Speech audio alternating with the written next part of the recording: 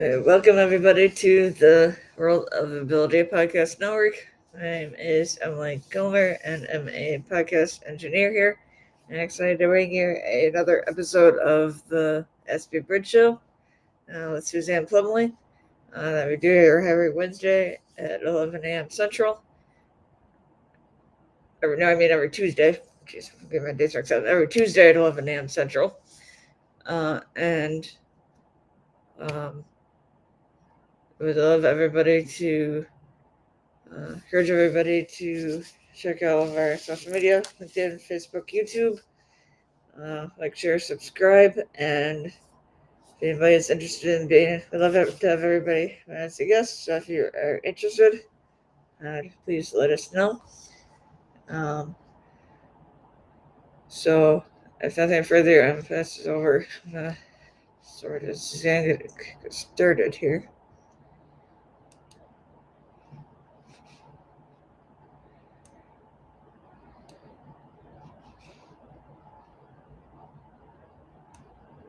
Bridge. Well, in the U.S., we have a very important holiday coming up, and it's Thanksgiving. This is a time when we go see families and friends and show our gratitude for the relationships we have in our homes. This is also going to be true the week of Christmas, when everybody around the world may be traveling here and there to get to loved ones, which means that all of the airports, all the train stations and bus terminals and everything are going to be more crowded than they usually are the rest of the year. And when it's more travel, when there's more chaotic and more people, it can tend to ramp up our anxiety trying to get to where we need to be when we need to be. So that is our topic, is holiday travel with tips to go with ease. But before I go there, with all the awesome Aspies that are out in this world helping you to navigate your life, such as Paul Micallef in Australia and Samantha Stein in the Netherlands, as well as Sarah Hendricks in England and Temple Grandin here in the US, as well as so many other Aspies who are telling you what autism is and how to navigate the traits of autism.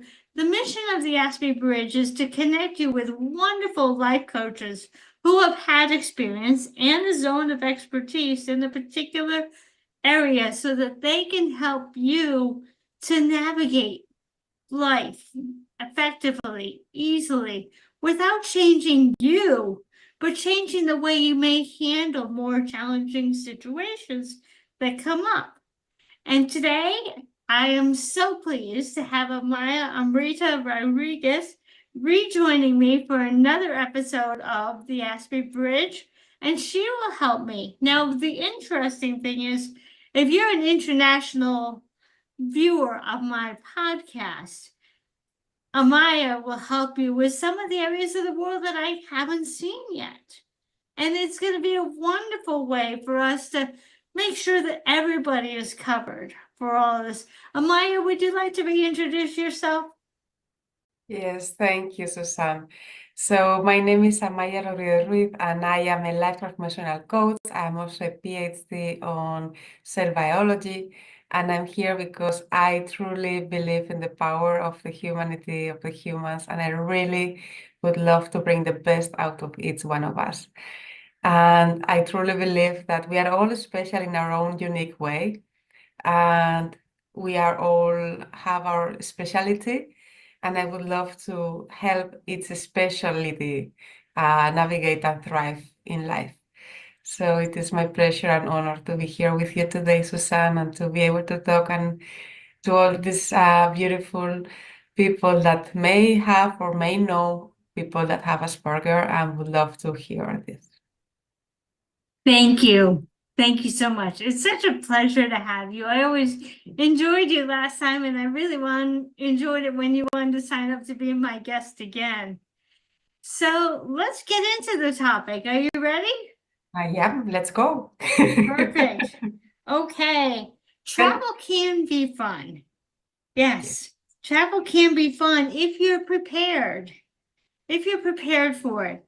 But you need to know that there are some things you can control about what day you're going to go, whether or not you're a morning traveler or an afternoon traveler, or maybe you prefer to travel overnight so you can sleep off most of the traveling time. So when you go and what time you go, where you are some of the things that you can control. And of course, when you return back home. But there can be some times when things do come up. But I always like to tell people that don't be afraid to travel. Amaya, do you like to travel or do you like to stay at home? I love to travel, and actually, when I heard that you had this topic coming, I told you like I really would love to be there because at the time that was somewhere in September when you showed about this topic, I was living on a suitcase for the last like 6, 8 weeks, and probably even longer because I have a van. So I had been traveling quite a bit since the 20th of July.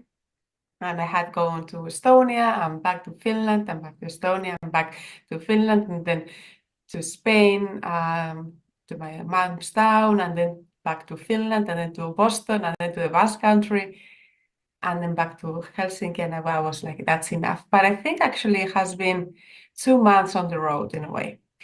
And I loved each part of it. I absolutely love traveling.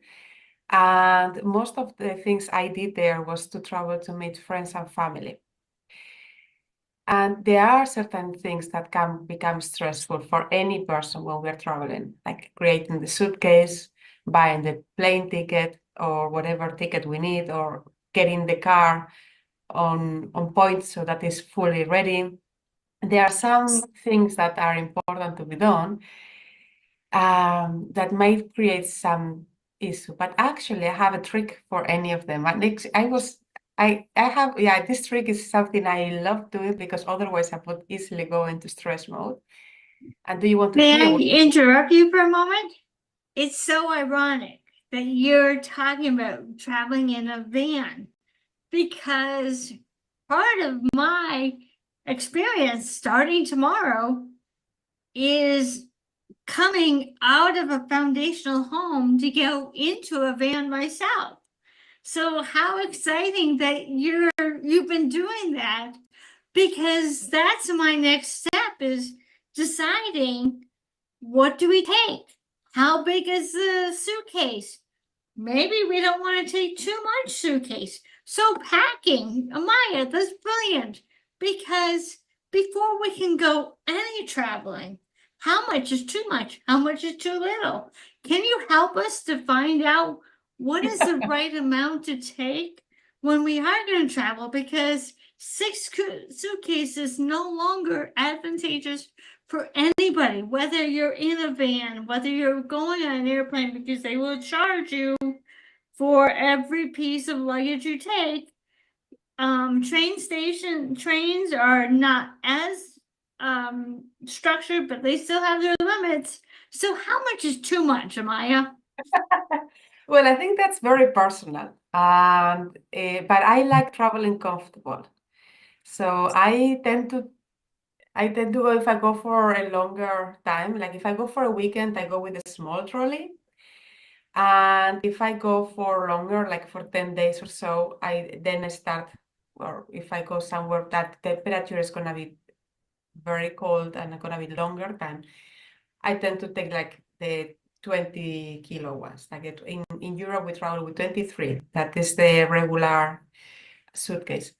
And I think too much becomes when it's difficult to handle, especially if we are people that we are a bit more sensitive and we tend to stress. The easier, the more comfortable we wear the clothes, like we feel fully ourselves, but also comfortable clothes for the travel, and also that it is easy to maneuver. So definitely, if in a van, the least you have, the better, because everything becomes too much in a van. So really like the minimalistic for the van, definitely. And yeah, and the trick when it becomes too much, well, and really it is really to know how comfortable we are with what we are bringing. My trick actually to know what is too much is really to see myself beforehand. I put myself on the day of the trip. What is going to be comfortable for me? Does it feel comfortable to pack everything to a little one, or does it feel more comfortable and more open to have a bigger suitcase?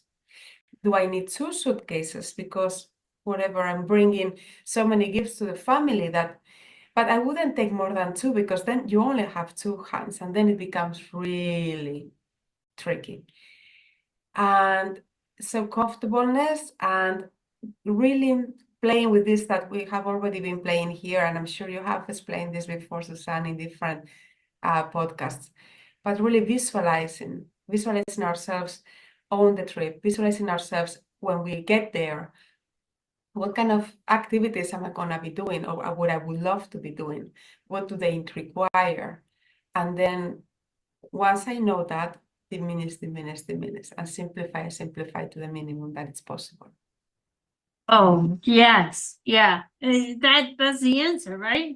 It reminded me when you were talking, way back in 2009, I had a Girl Scout troop, and we were going to New York City from Rhode Island. And I can tell you, if you're taking 12 girls to New York City, and part of that is walking the sidewalks of New York, you don't want them to have a lot of stuff. You also don't want these suitcases bulging. So one of the things that we had done is I had bought jumbo bags for each of the girls for the number of nights the number of days we were going to be there. And I told each girl to write the day of the week. And then they were going to put the clothes in there that they were going to wear for that day. That way they can make sure that they didn't forget the socks or the underwear or the pair of pants or the shirt or the ball cap that they wanted for that day. That kept them from overpacking, which at that age, they were about middle school girls, which is the 12 to 15-year-olds. If 15 was on the high end, but I had an older girl. But the 12 to 14-year-old girls, for the most part, they can get a little bit to a point where they overpack. So by having a Ziploc baggie about this big and telling them that they had to put everything for one day in each of the bags, it kept them thinking, I don't want to bring 5 pairs of shoes for 4 days. And it just kept them really, as you say, diminished down to what you really need. And this got them to understand that you can't take everything you want on a trip.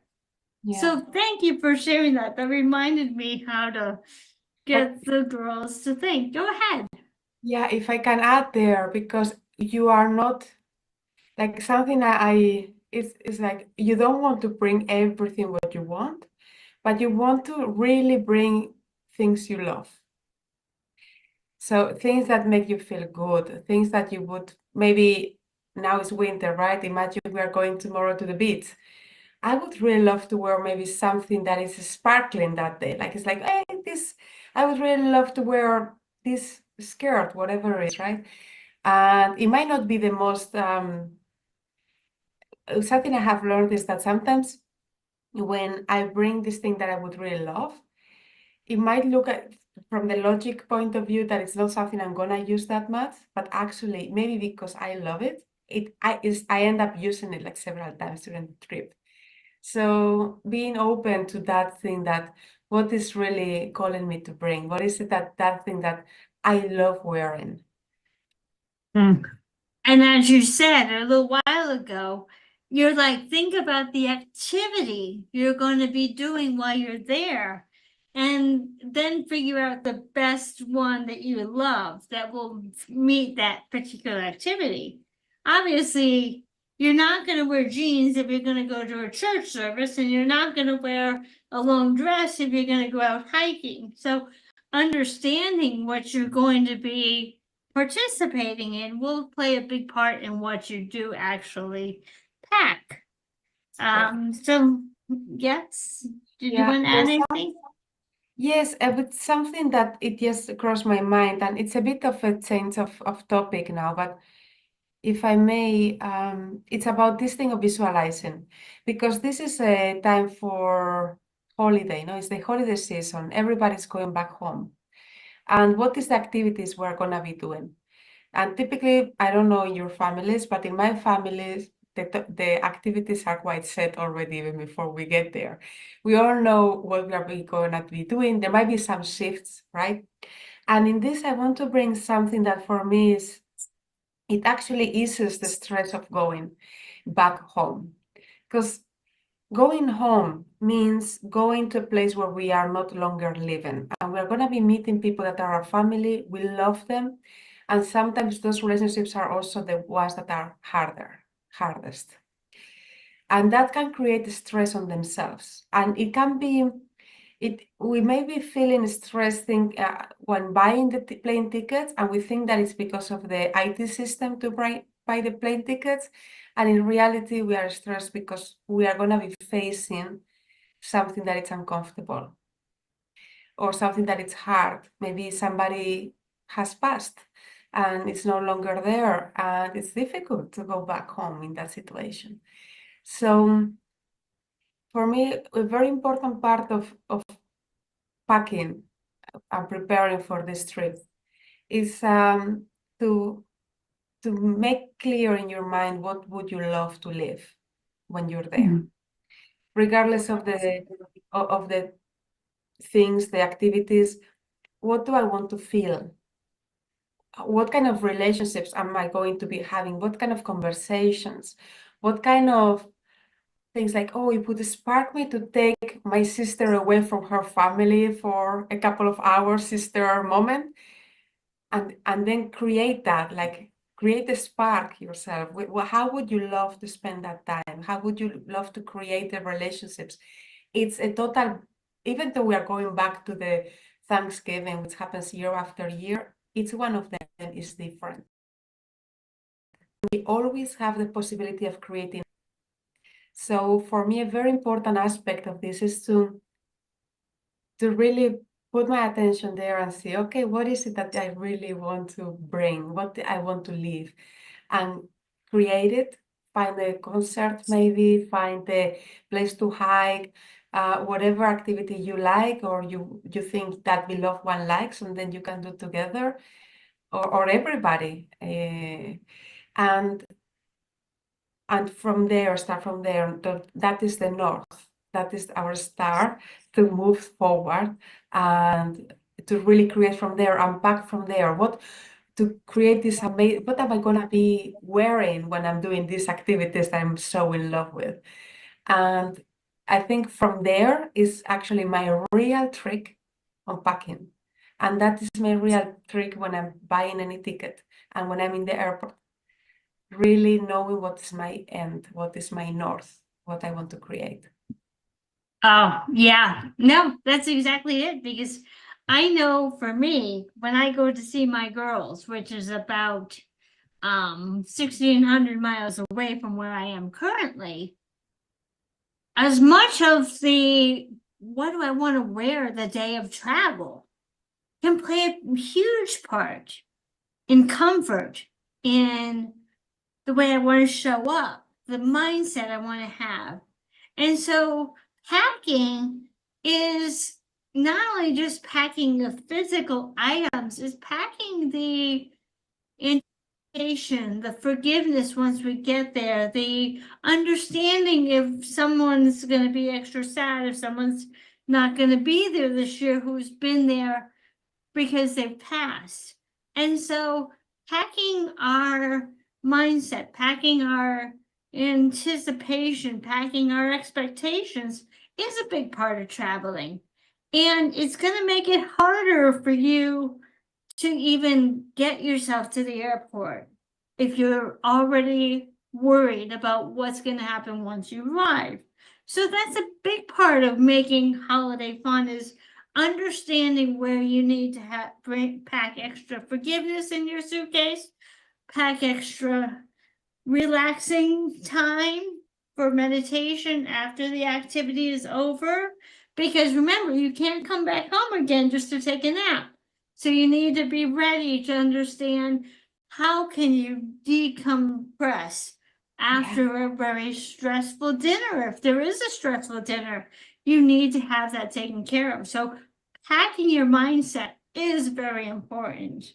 Let's go on to the next one. Expecting the unexpected. Now, with all of the holiday chaos, with all the holiday plans, airplanes and buses and trains can get off schedule. They can get off schedule. And what if you're supposed to be making a connection to another plane? I can't tell you the number of times I've run through the airport from one terminal to another only to find out that magic door that divides me from my airplane has been shut because the plane before was late. And that can be stressful, I know. Very stressful. And what you need to know is, okay, I need a contingency plan. If my plane is late, who do I go see? That is the first question. Well, before even that, we know how to breathe. Get off the plane. I've had a very messy situation where I was in tears being late. So you need to remember how to breathe. You need to remember that it's not the airport or the bus station's problem that your last piece of transportation was late. It's not their problem. So you need to know how you're going to respond to that individual. Yes, you're going to be upset. Yes, there's going to be a little work to figure out a new plan. But if you can say to yourself, my contingency plan is if I miss the plane, if I miss the train, I'm going to go talk to X person. I am going to get on the phone with my family and tell them what's going on. What are some of your contingency plans, Amaya, if something doesn't quite go as you were planning? Yeah, I don't have contingency plans, and that doesn't mean I haven't run, and I have even decided not to run anymore because of how many times I have run. What I do is my plan actually. What I do when this happens is to breathe, and find my center, find my inner center. And remember that the universe is conspiring all the time for my greatest good. So I let it be while taking action. How does that look like? It's like I take all the action I can without stressing and being grateful for what I'm living. So what I would do is when I sit on the plane, if it has already arrived late and I already know I have a short time, I talk to the stewardesser and I tell her my situation. That's the very first thing, as soon as I arrive to the plane. Or, yeah, that is the first thing. And then she knows that I'm worried. She knows that I have a situation that I might need to do something. Typically, the only thing they can say is like, no, not at this time, that we will need to wait until we are about to land. And that's when we will know whether your plane is on time or is going late. So they will help you there that way, typically, especially if you're traveling with the same company, at least in Europe. And then whenever I arrive, I go very straightforward, like I am like an arrow. Typically, already on the plane, they will tell us the gate number and the terminal, so I'm an arrow. I'm like, the only thing I see in the whole airport is the numbers. I'm like, and I go, I used to run, but I'm not running anymore, but I go very straight, very direct, don't stop, breathing. And I'm grateful because I know I'm gonna make it and that it's gonna be perfect. And I remember once I was asked to stay in a city I would have never chosen to stay. And I remember taking they were offering me a hotel because it was their issue to stay the night, and it was a long queue, and the next plane was like, it was in the afternoon of the next day. So it was I was gonna spend the whole my holiday, my free day on a city I didn't want to visit. And I was like, and what about the hotel? And I remember I was talking to the lady in the counter. She was trying to find a hotel, and she told me, I know this hotel, it's a bit closer to the city, so you will be able to go to the city tomorrow and back before the plane. And it even has a sauna. Would you like that? And I was so happy. It was like incredible. So they had the sauna and a gym on the roof. So I was able to be in the sauna watching, it was Frankfurt by night. It was beautiful, the skyline. And then during the morning, I went to visit the old town, and it's actually beautiful. I would have never seen it otherwise. So there's always a gift on the other side if we are open, if we are grateful, if we are relaxed. People tend to take us in another position. And of course, call my mother the first thing, hey, mom, I'm going to stay, I'm not going to arrive. But see everything as if it would be a gift. Yes, yeah, it is a gift. You're right. Exactly. It's an experience that you would not have planned on otherwise. And there's always a reason why we're meant to stay. Maybe there's a problem with the next airplane. Whatever. I mean, not a tragic problem, but just a problem where there's a reason why you're not being pushed to the next situation. So consider it a fortunate that you're not on that airplane for some reason, or you missed it. So take advantage of what's around you. Take a chance to breathe, let people know what's going on, and then see all the beauty that you can have in that time. Oh, now I can get a wonderful cup of coffee. I've been dying for a cup of coffee. Whatever. I mean, it can be as small as a coffee, or maybe you're starving and there's no time for meals on the originally made plan. Now you can have a nice lunch. Whatever the case is, find the gift. The Yes, next there's thing one thing, yeah, Susan, go ahead. because the topic you were bringing up is how to go with the things that are not, how did you call this? The unexpected, how to handle the unexpected. Oh, the contingency plan. Yes, so I wanted to link it to something you have mentioned already before, and it's the thing of the way I will call it is healthy boundaries. You were saying like maybe after a dinner you need time off, right? Maybe you need to relax after a very, yeah. So what it came to me is like the importance of really being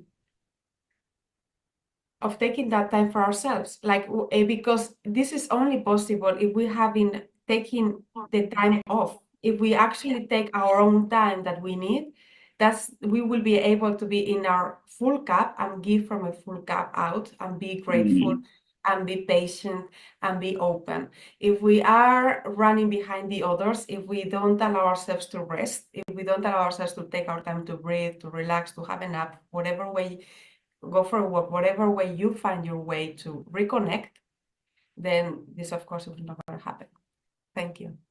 Yes, yes. If I heard you correctly, sometimes that delay is the exact thing we needed in order to better prepare ourselves emotionally for what we're going to go into. Is that what I heard you say?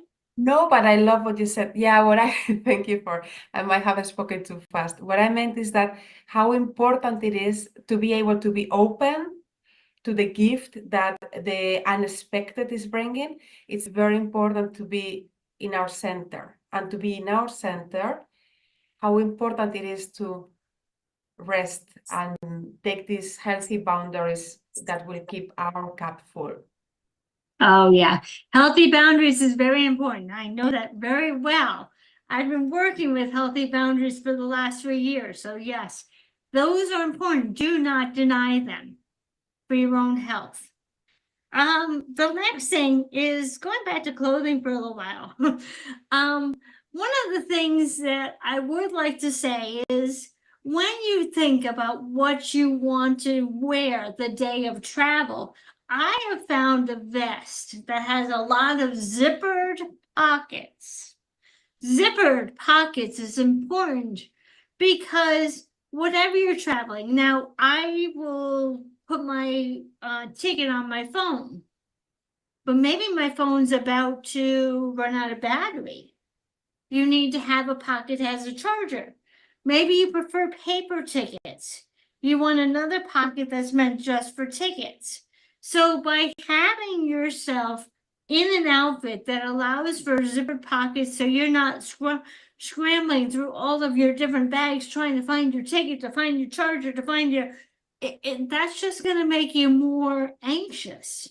So if you can have a vest or a coat or something that has zipper pockets, my right side is going to be my ticket, my left side is going to be my chargers.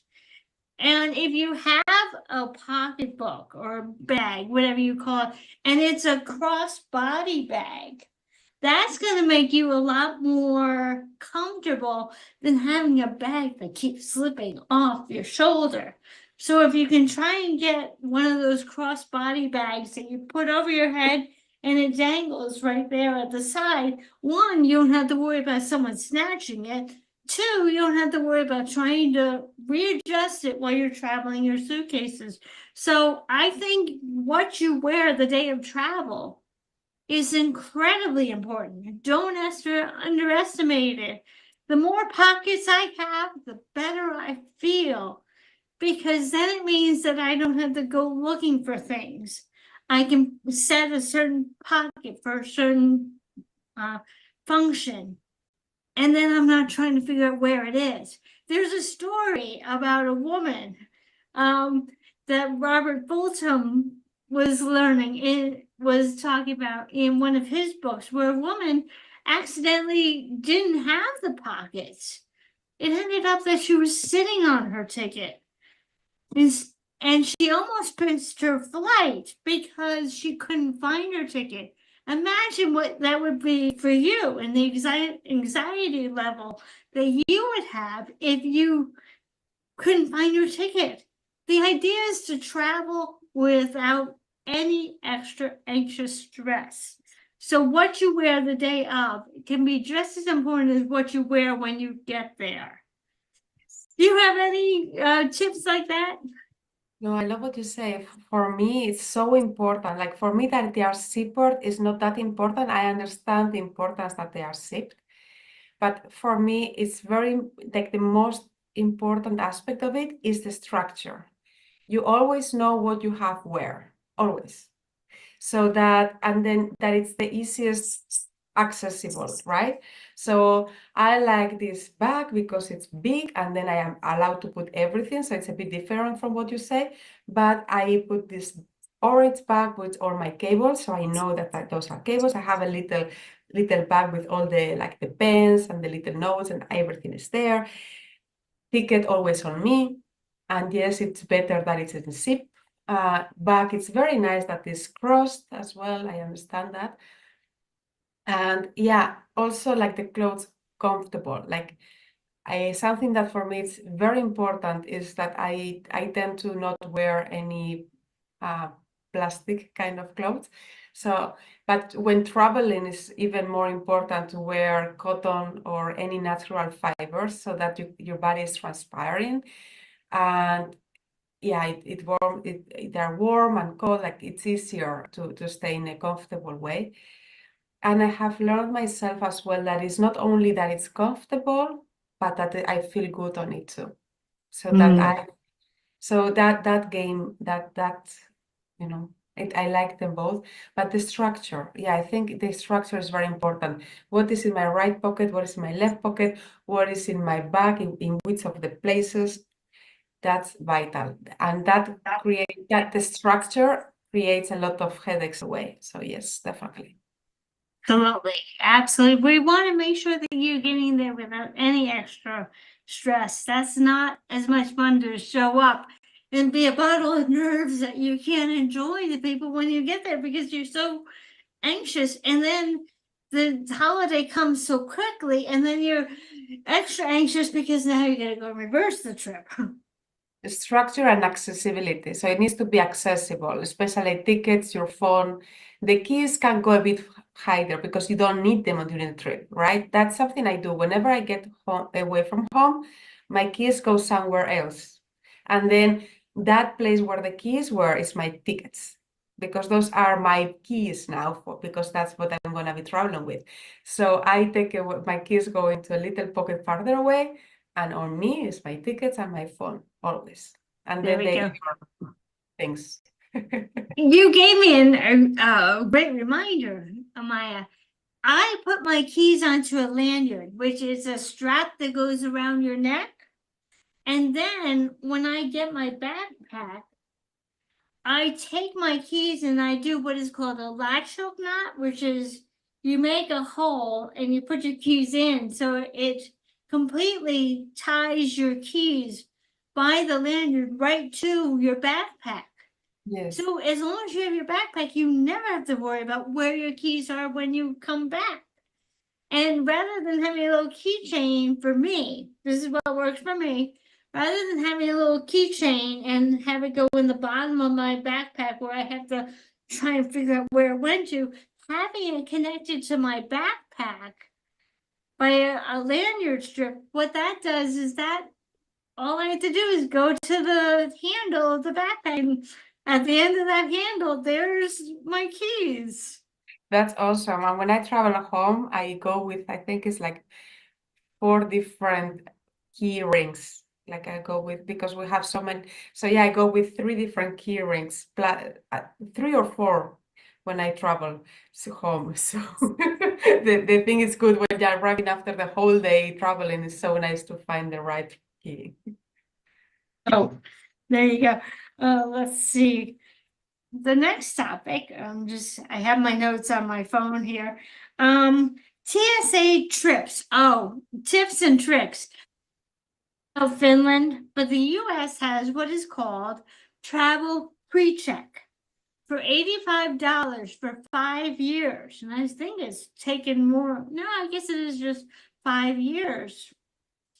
What happens is when you go up to security, there are 2 lanes you can be in. One that has the switchback that goes back and forth.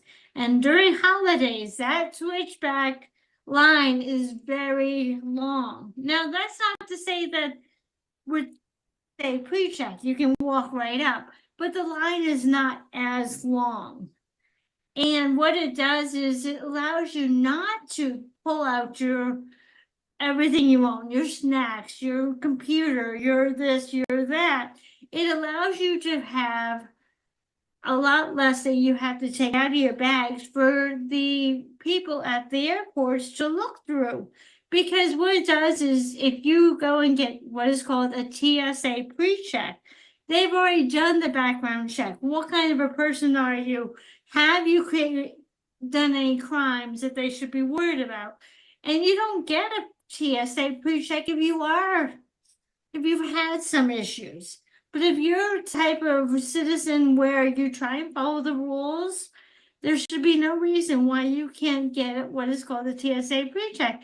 I can't tell you the number of times I've come to very close to missing my planes before I had the TSA pre-check because I got stuck in that long, long line.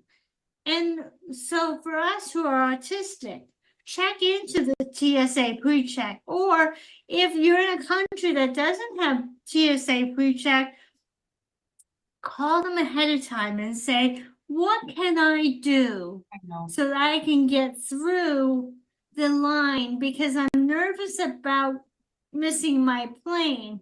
Or what is the customary amount of time I need to plan to get through it?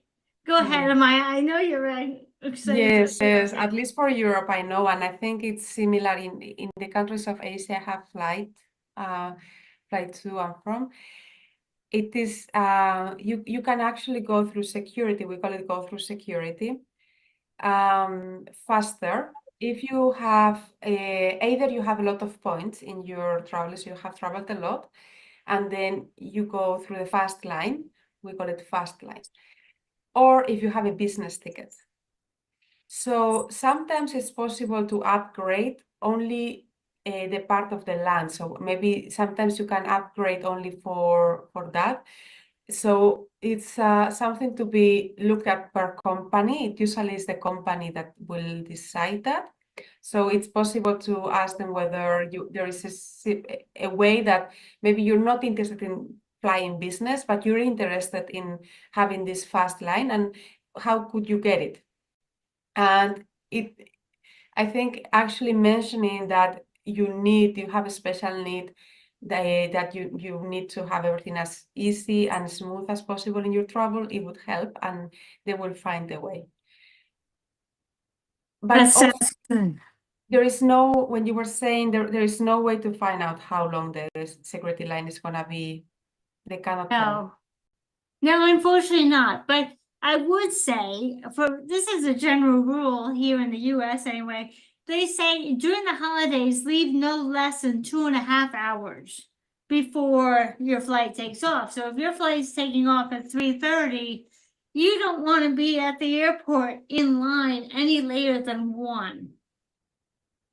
And that's the baggage check. You want to be at the airport, not heading to the airport, at the airport at 1, in line to give your baggage off so that you can get into the security line to get to where you need to be. That brings up the very next topic. There are unfortunately, well, let me just say, I do love children. I love children a lot.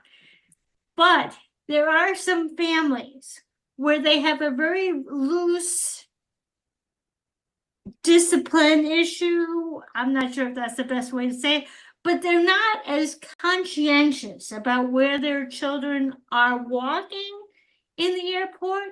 And last thing you want to do is trip over a child and hurt the child, or trip over the child and hurt yourself as you're going through a busy line.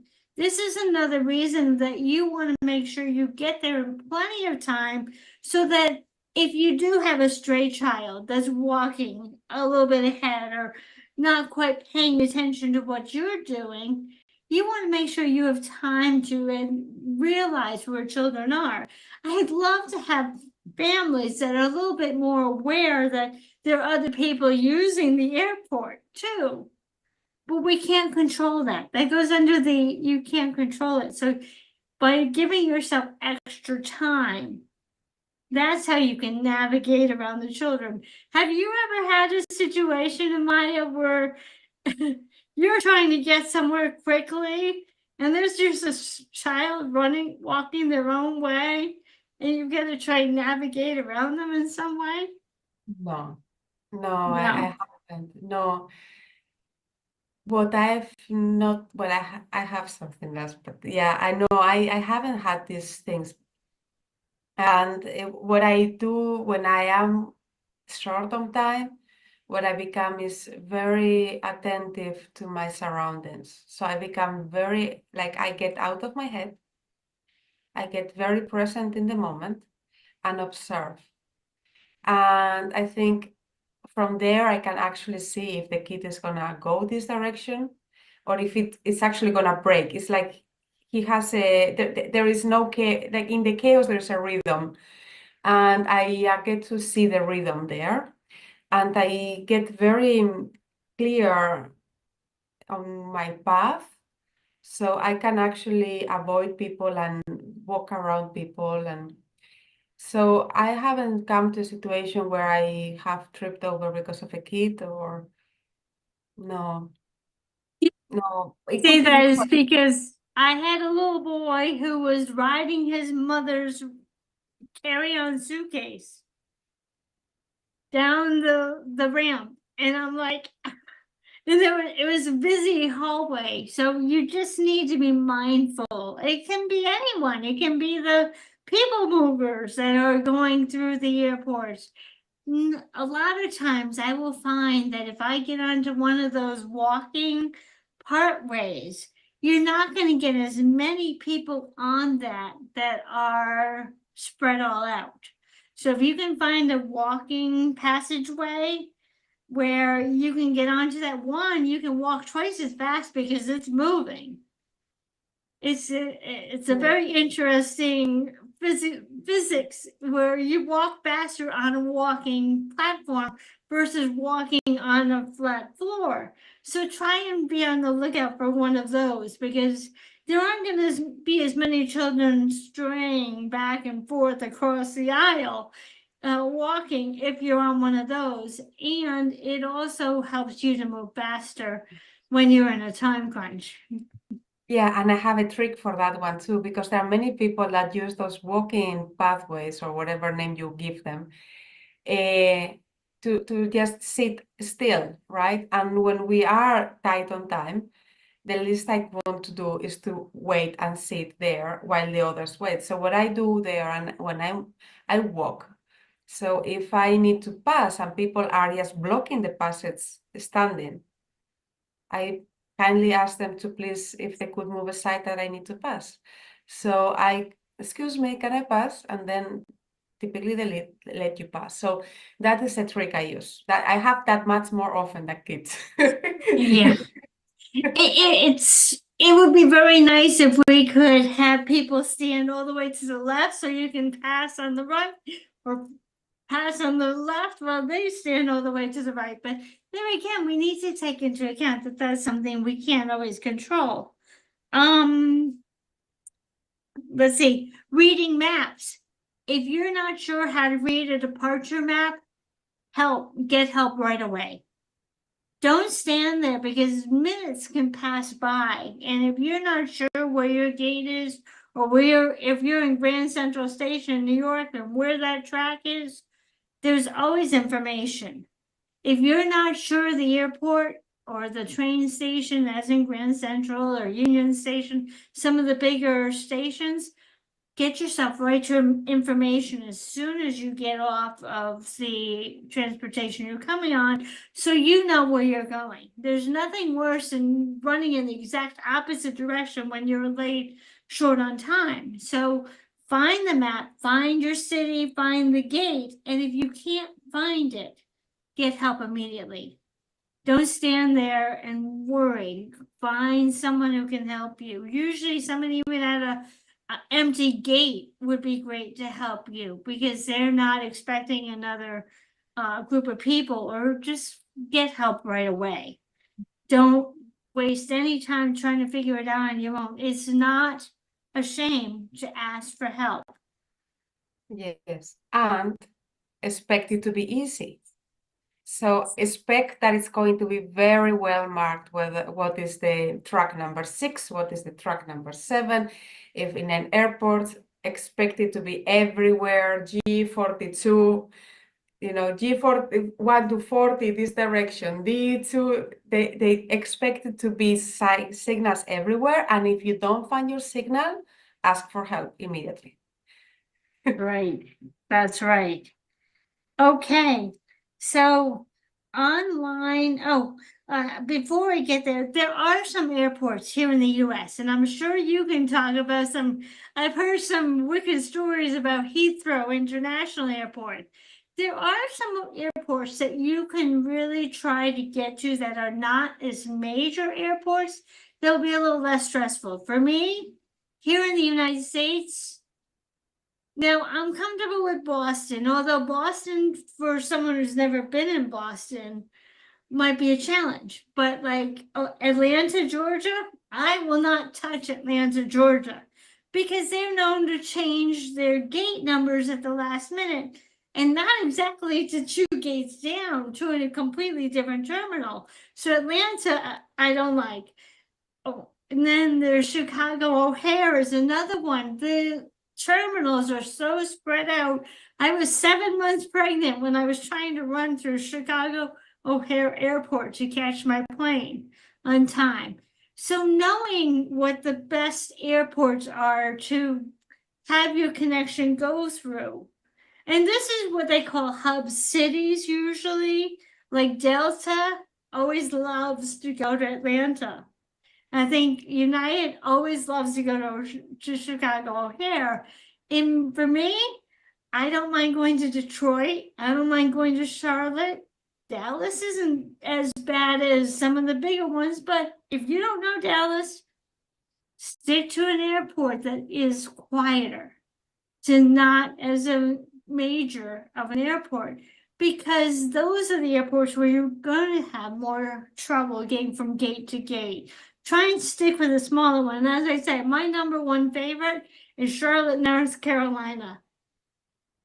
Oh, Detroit and any other airport that is a straight line where you're just going from one end to the other is a lot easier than an airport that has a circular foundation or anything more than 3 different terminals. That's a busy airport. So just keep in mind, oh, I gotta make a connection. Where do I want to make a connection? Charlotte, Detroit, some of the smaller ones are going to be a better bet for you than going to a major one. A major one does not necessarily mean better service. It means that it serves more people and has more gates. So try and stick with a smaller one. Are there places in Europe that you really don't want to go to the airport? Go to that airport? I actually had one, but now I have shifted. I was there this year, and it was okay. Yeah. Yeah. So no, I at the moment I'm fine, but it's true that some are very big and it takes longer. There's the queues to enter the security line tend to be longer. The distances are longer. There's more people, more noise. For us sensitive people, is maybe not the ideal. That's right. Now, if you're going to Chicago and your ending destination is in Chicago or in Atlanta or someplace where you're not getting a connection, then maybe it's not so bad because now you're not trying to get to another form, like in Grand Central Station, New York City. If that's your final destination, it's not a problem. It's only when you're making connections to another piece of transportation that you want to avoid the big ones. So I don't want you to rule out, oh, I'll never go to Atlanta. But just remember that if it's an ending destination, it's fine. You're going to get your choice of restaurants. You're going to get a lot more bathrooms to use and such. Just try not to make it your middle destination. Make it your end destination. I For me, know it's something to note as well is that it could be that if you're doing a step over, I don't know how it is in the US, but in Europe, typically it's only the big ones that you can do a step over. So you wouldn't like to go to small one to make the change of planes towards what you're going because it's going to take much longer. It's going to be much more expensive.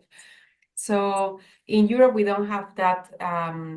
We cannot follow that trick, but I'm sure that in US it's easier. So I just wanted to say that in Europe, don't move yourself that way because it doesn't work. And sometimes you don't get the larger planes when you go to the smaller airports. In America, we call them puddle jumpers. And puddle jumpers are probably the airplanes that have 2 rows by 2 rows. And sometimes if you're going out to the tarmac to get into the airplane, yeah, you have a little bit more trepidation. So you don't want to go too small. And sometimes maybe if your position of transportation might be smarter. Maybe you get to Heathrow, but then you take a train or a bus to the actual place you want to go to. Definitely. And that's actually something I've done now a month ago. So instead of traveling to that city, and that would require 2 planes, what I did was to fly to one main airport and then take a train to that city. A train can be beautiful. For me, train is so much more quiet, and this one is very fast, the one I took, and it's cost effective, and then it's also less pollutant. And I think a train is a beautiful way of transport. That's what I was going to say. I'm at the point now where I'd like to see the countryside. I'd like to plan in the extra time so I can see the area. When you're up above the clouds, you can't really appreciate. Yes, you can get there faster, but you can't appreciate the beauty of on the ground. So maybe plan your trip to the closest big airport. Get off and change transportation. Now I talked about online planning. reserved seats. Sometimes reserved seats are worth the money because then you can, if you're not one of these people that wants to be in an airplane and smushed between two people, that's when it makes it good to reserve your seat. But you can go on to the seat chart and say, oh, there are only middle seats available that are free. It's worth to buy a ticket for the aisle or for the window. Now, I have a special little thing that I like for myself, and that is if I'm connecting airplanes, I want to be on the aisle. I don't want to have to get out in front of people to get to my airplane. That's an added time to get to the airplane if you're trying to go past three people. But if I'm on my second flight, then I love the window because now I'm not in a hurry to get off the airplane to make another connection. So if I'm on flight one, I pick the aisle. If I'm on flight two, I pick the window seat. And that makes it worth the money to be comfortable, to not be stressful, and get a window seat if you need to make a connection because you can't control what the people in the seats in front of you are doing. And if they're taking their time getting their luggage to the overhead bins, they have no idea that you have a quick connection you need to make. What do you think, Amaya? What do I think? I think that, yes, sometimes for me, sometimes especially if I have a very close connection, it helps me be more relaxed. If I get or no, I will talk to my sitting colleagues and they know, so then they will make room for me as soon as the plane we are able to move and to unlock and sit our belt and unlock our belts, then they would move and then I will be able to move myself. So I think that yes, there are different ways. So I find that it's always like we are with people and people are helpful if we need and we tell them what we need in a kind way. So they will help us. And there is no need to bring, so it's possible that some people would get stressed, but maybe not others. So I don't want to bring that as stressful. I also sit on the window at times when I have a short connection and I enjoy my window time, as I said before. And then when the time is to move, if we are late, then I ask them, do you mind standing up for a second that I would rush out? They say, yeah, don't worry. So they do, I rush out. And then they sit back or they do whatever they need to do. So yeah, I find that the trick here is to find the tricks and also to realize that we are the ones bringing the stress. We are the ones controlling whether we get stressed or not. So bring all the time is important. Yeah, communication is key. And if you can approach the person that you're sitting next to and just saying, I just want you to know that I do have a connecting flight. Would you kindly help me in any way you can to expedite my getting out of my seat? Communication is key. Now, if for some reason you get to your seat and you're finding that you're not having seat mates that might be as conducive, let the flight attendant know. And I've done this a number of times.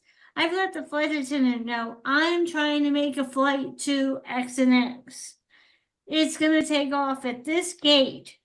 Can you help me either get out of the airplane first, or is there a way that you will know? Because when the flight attendants know that you're going to try and make a connection, if they know, they're going to do everything in their power to help you.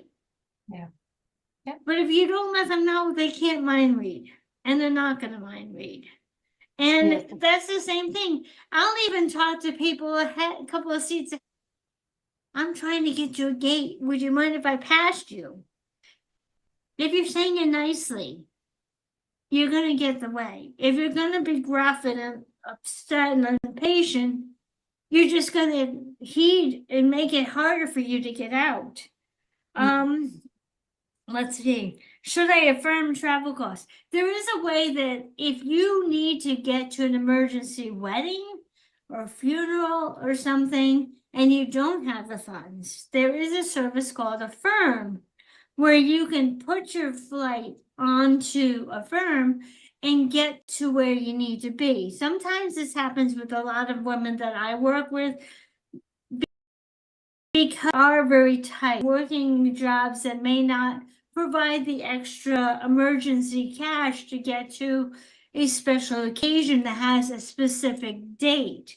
So sometimes you can use Affirm to get to where you need to be with the family members, to find the comfort with people you love, to be there. Is it worth it if you're just going to go on a leisurely trip in Asia?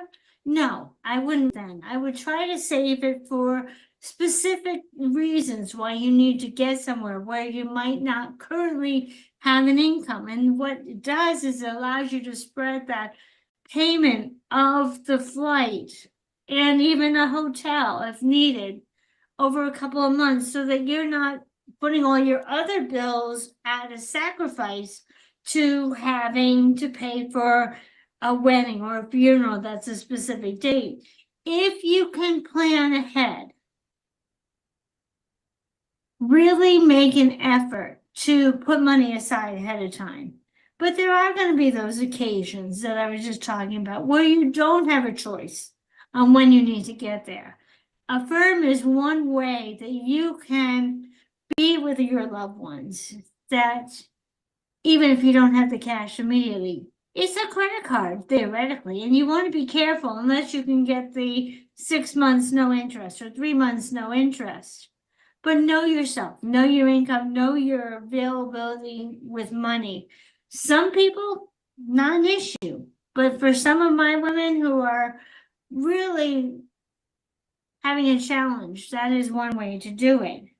Do you have a special way that you like to save for travel? Yeah, I think I tend to use what I have. And whenever I need more, I make the intention and I play and I see, and it's funny because sometimes it's like obvious that the money will arrive, and it's so like if I really need that, the money arrives. So I play with that and have seen so many magical things happen with the money. With trainings, I was training and I'm training like, yeah. People say, no, I cannot go to your meditation class. I cannot afford to pay this amount of money now. It's like, okay, well, but then decide, just come on Friday and you let me know. And then, but decide for it now if you want to. And so I was like, no, I really want to do it. I will be there Friday. And we had in Friday this 1 hour intro that was for free. And then like, I have the money. Or people like say like, I don't know how I'm gonna pay it, but I'm coming, I'm staying. And then they come next day and they have found out or something has happened. So like magic things happen when we are determined that we want to do something and we need to be there and do that. Yes. And that is very true. We've been schooled on that in our organization. But I also want to have compassion for the people who are surrounded by people that are what we call common hour. And what that means is that they're not there to support and help you to make every avenue open up. And so I was talking to our mentor where she said, there's one thing to be a responsible dream builder. There's another thing to be an irresponsible dream builder. So you have to know where your mindset is. Are you positive? Have things worked out for you when you put all your heart and decision into it? I can say I'm at a 50-50 right now. There are times that, yes, it's worked right out for me, but there are other times I do have to be a little bit more careful. So you need to know yourself. You need to know Definitely. what avenues of support are available to you. Yes, what I wanted to say is that what I have said is about when we need to go, for example, to a funeral, and we know we need to be there. The money may come up. So what I'm trying to say here is be open to magic, but that doesn't mean be responsible because somebody else is going to take responsibility over your economics. That's not true. That's not the way it works. So yes, the best thing, I don't know, like it's great that you have this firm and that's something you can use. In Europe, there are some, you can loan money from banks, I guess, for these kind of things. I don't know. The best thing, of course, is to, if we know ahead of time, to take a little bit every month to make the pile. That's the way that it works for everything, right?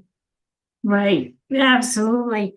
All right, so let's see. The last thing is,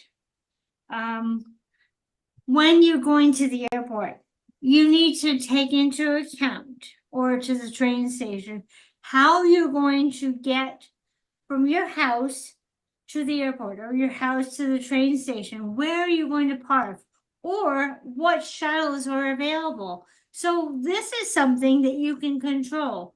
Where can I park my car for the most affordable stay while I'm not using it? Where can I park my car that I can, what kind of Lyft service or Uber service can I use to get to where I need to be, so I'm not adding a lot of extra expense onto my travel?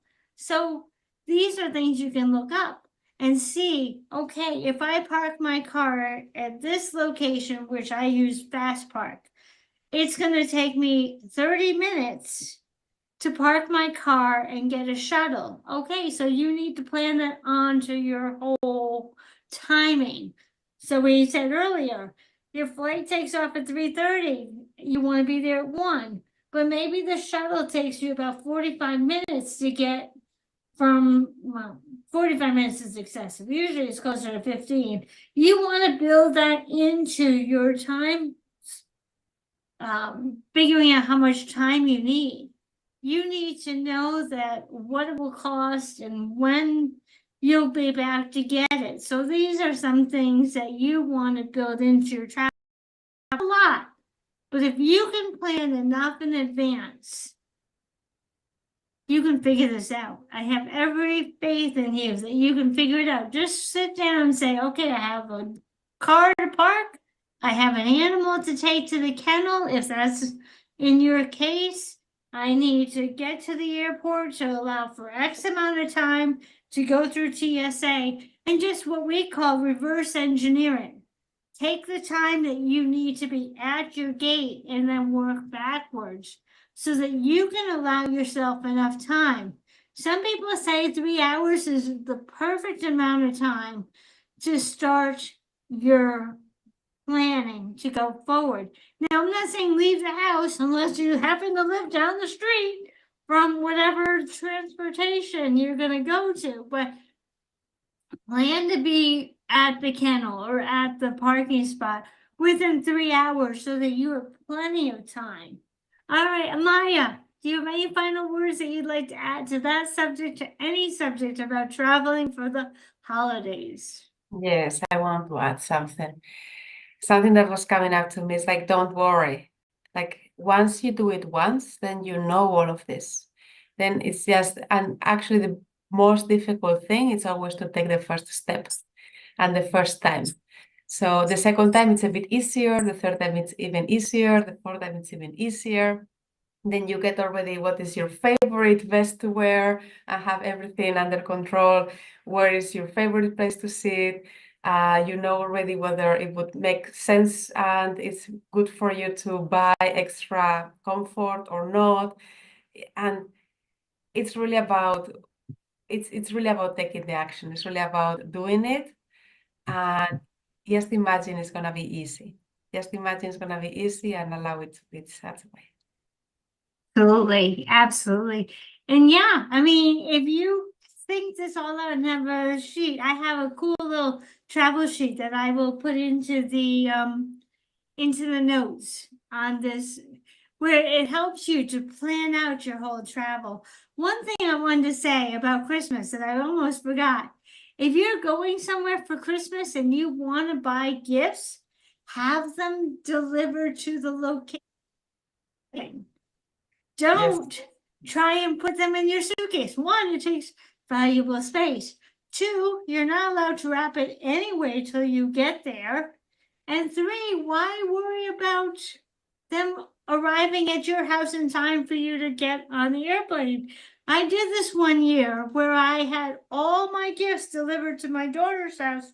I put the person that was not receiving them in charge of accepting them. And that way they can say, yes, these things have all made it.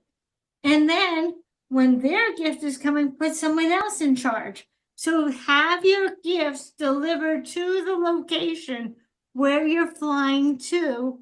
Put someone in the family in charge of accepting those items to be sure everything's arrived, so you can make sure that if someone's gift didn't show up, you could get an emergency gift card and say it's on the way. But this way you're not worried about trying to pack those gifts in your bag. But other than that, there are so many ways that you can prepare for this wonderful time with family, friends, wherever you're going, even if it's a very challenging time of year. And if you can make sure that you are rested the day before travel so that everything runs smoothly, so that you can think clearly through a problem, you can allow yourself enough time to get through the security, and you can enjoy a cup of coffee as you sit there and wait for your flight or your train. So I want to say thank you, Amaya, for coming to help me. This is a crucial topic that helps people get to where they want to be with their loved ones. Whether it's family or friends, your family is just as important as your family. But getting through the holidays and the holiday travel without stress is so important. And I hope you refer back to this when it comes time to the day before you're ready to get on a flight and say, what did they say? Come back to this. And if you have any further questions for either one of us, go to the Aspie Bridge Facebook page or to Amaya's Facebook YouTube channel, because we're going to be posting that as well. If you have any questions on how to stay sane during holiday travel, Amaya and I would love to help you. So go to the Aspie Bridge Facebook group page and you'll find her picture and our note. You can put all your questions in there and Amaya and I will answer, as well as she'll have a space on her YouTube channel for you to put comments there as well. Yes, there is one thing I almost forgot again, because last time I was going to do that, but then I forgot. So I have a little gift for you if you're interested. I have recorded a meditation that it's about relaxing and being centered in the now. So if you are, if you would like to receive it, just let me know, send me an email, or I don't know if you can send me an email, but I hope maybe you can send me an email, and I will be very happy. I don't know if we can make it so that I can put the email address, but we will figure this out. Contact me whatever way, make it in a note, maybe there. Say, yes, I'm in for the meditation, and I'm very happy to send it to you to your email address. Thank you so much. And thank you, everybody. Next week on the Aspie Bridge, we're going to be joined by Caroline Moody, and she's going to help you to understand the best way to decorate your homes, whether it be for Hanukkah or Christmas, so that you're not stressing out about the decorating. You can have fun without going overboard if that's going to be too much. So join us next week on holiday decorating so that you can enjoy the festivities and enjoy a festive home without going and feeling stressed by having to do it. So I want to say thank you for coming today, and I hope you will come back next week. Thank you, Amaya, for being my guest again. I so appreciate it. And I hope you have a wonderful day. Bye for now. Goodbye.